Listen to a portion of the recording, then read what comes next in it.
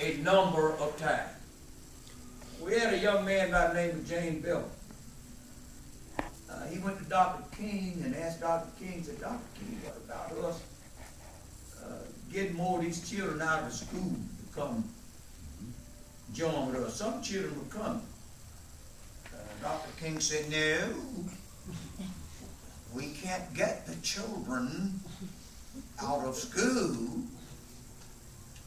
So James Bevel and those other wild Turks who's on his staff, field work, disregarded what he said, went to the schools. I suspect that Dr. Y.T., who was the head strategist, probably gave them the go-ahead on it. And they went to the schools and began educating the school, mixed in, doing recess and everything like that.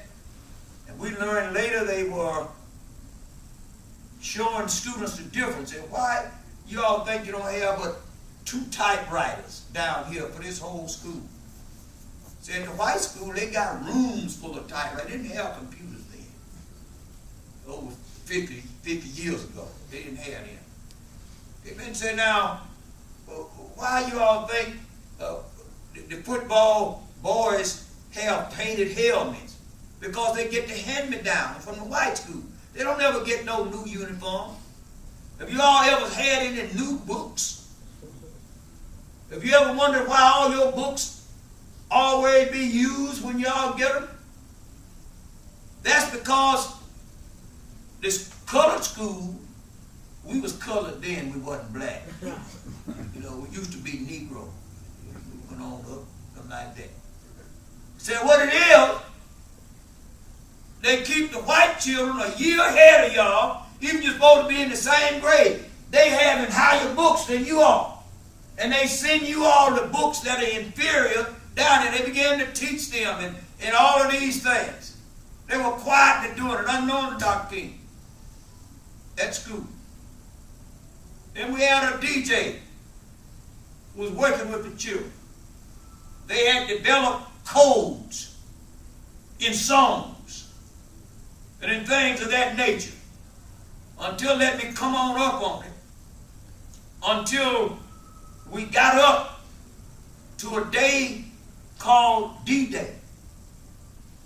And on D-Day, it had already been playing throughout the system in every school. They'd been there. We had a DJ, we called him Tall Paul. His name was Paul Dudley White. He was highly respected in the community, and these children understood his lingo. That he was, when he'd play a certain song or say a certain thing, children understood that. And on D-Day, though he'd come on early in the morning, and on D-Day, children, some went to school, some didn't. They began to converge on the 16th Street Baptist Church, coming as far as 12 miles around, from Bessemer all around.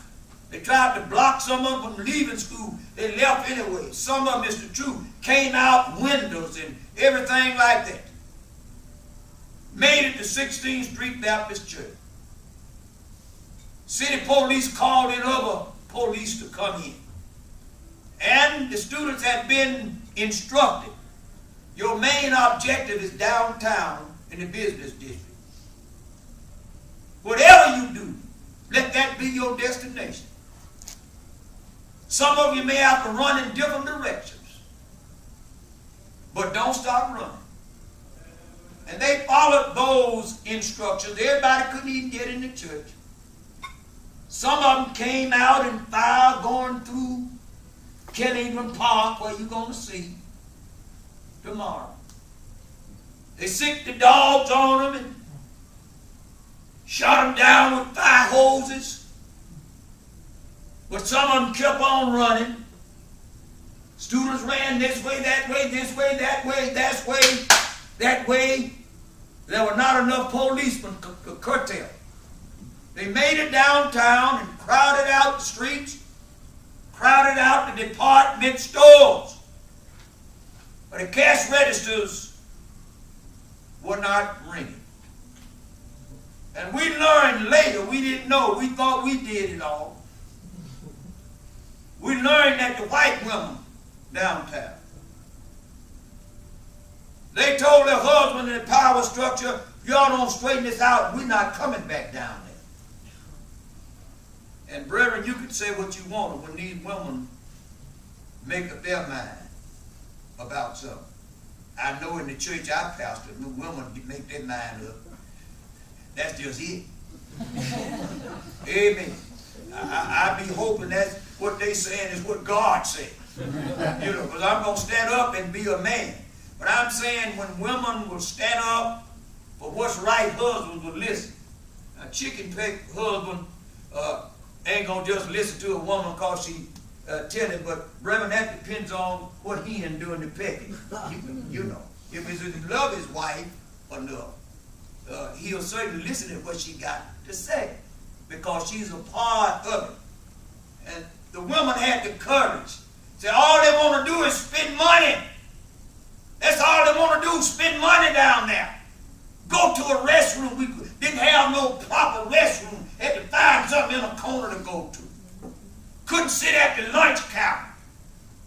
You want to get something, you had to stand down on the end and spend money. That just wasn't good common sense. But it was the law here in Birmingham. And as a result of what we didn't know, they said, we didn't learn that till years later. And I'm going to tell you who told them. People like Mr. Louis Pizzetts, who was over the largest department store in Birmingham and others, filled us in on some things that we did not know. How we had help. And we had allies in helping to break the back of the power struggle, power structure.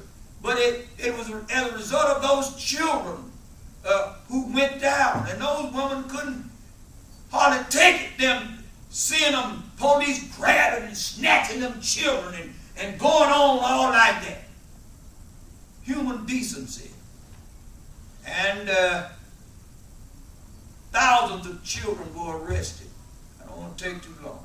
I mean thousands of children. Jails were filled up. Carried some out to the fairgrounds where the livestock stayed. Some slept on the floors and things of that nature. And of course, thousands of them were still out of school. The Board of Education had expelled some and had dismissed some for being in the demonstrations. And I filed a lawsuit. Others had an opportunity to do it. But 3 of my small children had gotten in the demonstration without my permission, had gone to jail. And I filed a lawsuit in federal court. We flew to Atlanta to get the Birmingham Board of Education enjoined for keeping the children out of school. And federal Judge Tuttle issued an order that they must let those children get back in school. They were only exercising their First Amendment right. Now you can go online and read that. They got it, Bishop. It's in their book. It's in the book. They can certainly see that. So we're very proud certainly of that. Before I close, I was the head of appointed chairman of the Lunch Counter Committee. They had to oversee people sitting at the lunch counters and to certainly make certain that they were properly integrated. Toward that end, I was also appointed chairman of the Transition Committee. It was my responsibility with my committee to go to the various businesses and make certain that they were integrated. We come in at different times, and sometimes they get worried that we're coming in and they get in a bustle. We catch some of them, and it just took a lot of hard work certainly to get these things done.